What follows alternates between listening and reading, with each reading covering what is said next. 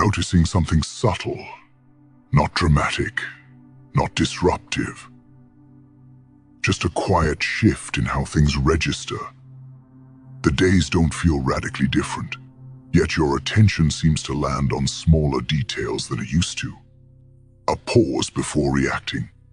A thought you observe instead of following. Nothing about this feels urgent, and it doesn't need to. It's simply something you've begun to notice, and that noticing itself is where this conversation begins. If you clicked on this without a strong reason, that's fine. There's no assumption here that something unusual is happening to you.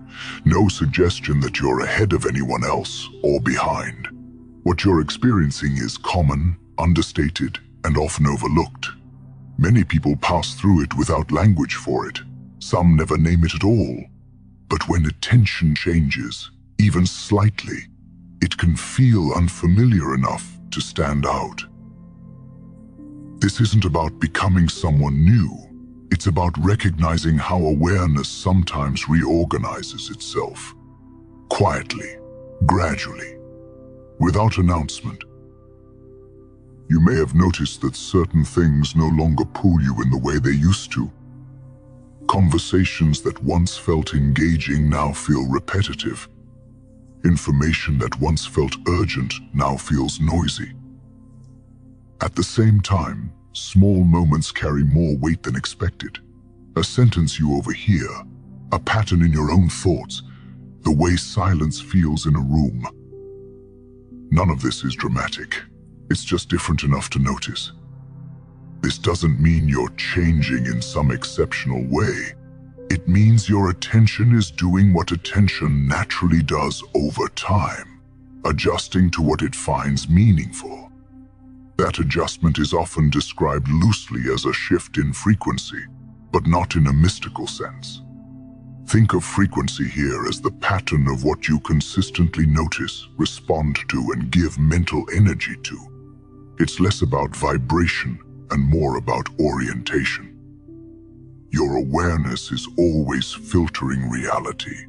You can't process everything at once, so your mind selects. Most of the time, those selections are automatic. They're shaped by habit, environment, stress, expectation. But sometimes those filters loosen, not because you force them to, but because you begin observing the filtering process itself. When that happens, the experience can feel slightly disorienting, not alarming, just unfamiliar. You may find yourself less reactive, but not detached, more observant, but not withdrawn. You're still involved in your life, but there's a thin layer of perspective that wasn't as present before. This isn't insight arriving all at once. It's more like a dimmer switch than a light turning on. And often, the first sign is simply that you're aware of being aware. You might notice how often your thoughts repeat themselves, not with judgment, just observation. You might notice how quickly you label experiences as good or bad, productive or unproductive. And occasionally you might notice the gap before that labeling happens. A brief pause where nothing needs to be concluded. That pause is small, easy to miss, but it's meaningful because it wasn't there before, or at least you didn't register it. This is where the idea of alignment often gets misunderstood. Alignment doesn't mean everything falls into place. It doesn't mean clarity replaces uncertainty. More often, it means you're slightly more aware of how uncertainty feels, without needing to resolve it immediately. When attention shifts, it doesn't elevate you above ordinary life. It brings you more fully into it, but in a quieter way. You might still feel frustration, boredom, curiosity, motivation.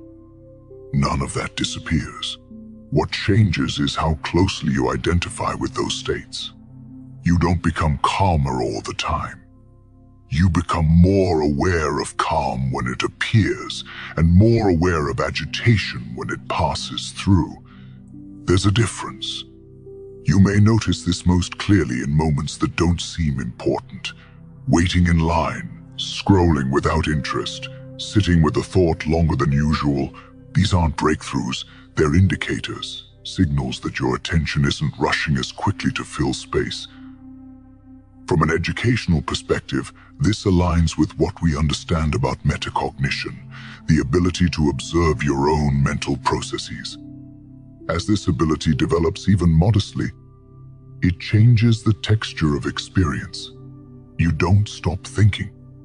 You just recognize thinking as something that happens, rather than something that always requires engagement. This doesn't make you passive, it makes you precise.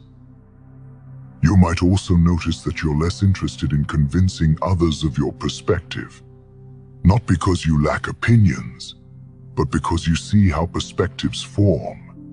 You notice the role of context, emotion, timing. And sometimes you simply don't feel the need to add your voice to every exchange. Again, this isn't withdrawal, it's selectivity. There may be moments when you wonder if you're missing something, if you should feel more driven, more certain, more energized. That question itself is worth noticing. It shows how deeply we're conditioned to equate intensity with progress. But not all meaningful change announces itself with intensity. Some of it happens at a level that only becomes clear in hindsight. You may find that your interests are shifting, but not in a dramatic way. You still enjoy many of the same things, but the reason you enjoy them feels different. Less about escape, more about engagement, less about stimulation, more about resonance. Resonance here doesn't mean agreement or comfort. It means something holds your attention without effort. It feels coherent, even if it's challenging. This is where many people misinterpret what they're experiencing. They look for a label, a cause, a destination. But what's happening doesn't need to be named to be valid. It's simply a reorientation of attention toward what feel. S, internally consistent. You're not becoming more evolved. You're becoming more observant of how your mind interacts with experience. That observation can be applied anywhere, to work, to relationships, to boredom, to curiosity. And it doesn't require you to change anything immediately. In fact, forcing change often interrupts the process. If there's a pattern here, it's this: less force, more noticing. You might recognize this when you catch yourself reacting more slowly than before. Not because you're suppressing reactions, but because there's a moment of space before them. In that space, you sometimes choose differently, or sometimes you don't. Both are informative. That information accumulates quietly. It doesn't announce conclusions. It refines perception. This is why the signs are small. They have to be. Anything large enough to feel dramatic would pull you back into reaction. Small shifts allow observation to remain intact.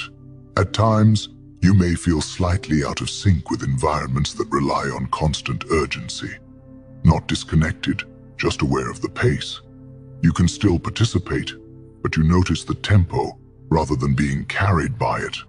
This awareness doesn't make life easier in a simplistic sense, but it makes it clearer.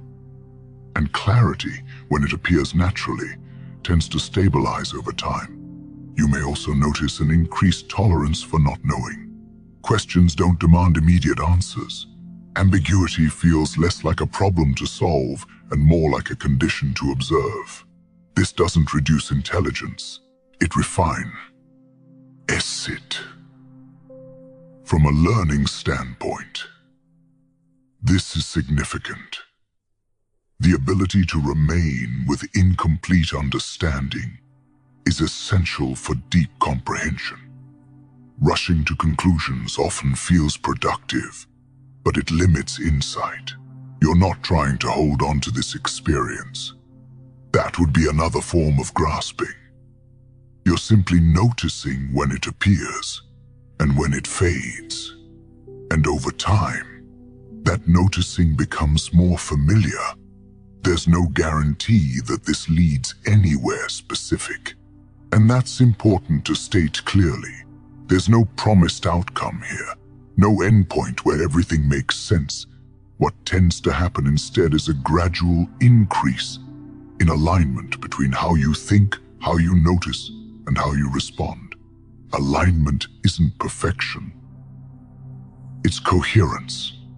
You may recognize moments when you act in ways that feel internally consistent, even if they're not immediately rewarded. Or moments when you choose not to act, and that also feels appropriate. These aren't rules, they're responses shaped by awareness. This process doesn't separate you from others. In many cases, it increases empathy.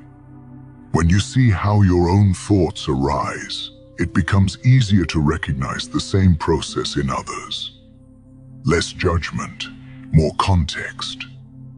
That doesn't mean you accept everything. It means you understand more of what's happening beneath the surface. If any of this resonates, it doesn't mean you need to do anything about it. There's no action required. Observation isn't a task, it's a stance. And this is where the open loop remains. Awareness continues to change as it's observed. The act of noticing subtly reshapes what's noticed next. This isn't something you can finalize or complete. It unfolds as long as attention is present. You may find that this understanding deepens, or you may simply move on to something else. Both are natural. Nothing is lost either way. If you find yourself returning to this kind of perspective occasionally, it may be because it offers a way to think without pressure, to reflect without agenda. That's the space this channel exists in. If you choose to stay, you're not committing to a belief system or a method. You're simply continuing a conversation about observation, awareness, and how subtle shifts shape experience over time. And if you leave, that's equally valid. Observation doesn't require continuity. Either way, notice what stays with you after this ends, not as a conclusion, but as a trace. That trace is often where understanding quietly continues,